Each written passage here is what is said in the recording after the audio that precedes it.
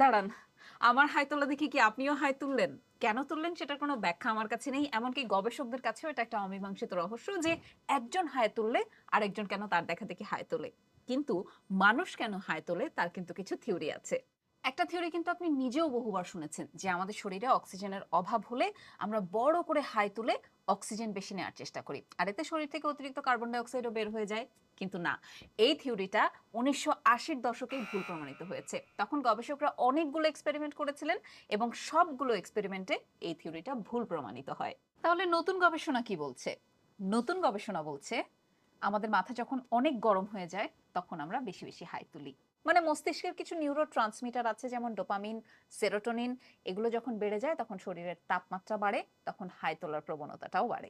আরেকটি থিওরি বলছে হাই তোলার সঙ্গে সঙ্গে আমাদের শরীরের মাংসপেশির একটা প্রসারণ বা স্ট্রেচিং ঘটে, আর এইটাকে বলে হচ্ছে পেন্ডিকুলেশন। অনেকক্ষণ এক নাগাড়ে বসে কাজ করার পর বা অনেকক্ষণ অনড় থাকার পর এটা আমাদের শরীরকে ইঙ্গিত দেয় যে আমাদের শরীরটাকে এখন সক্রিয় করা প্রয়োজন। তবে হাই তোলা যে ক্ষতিকর কোনো বিষয় নয় এটা নিশ্চিতভাবেই বলা যায়।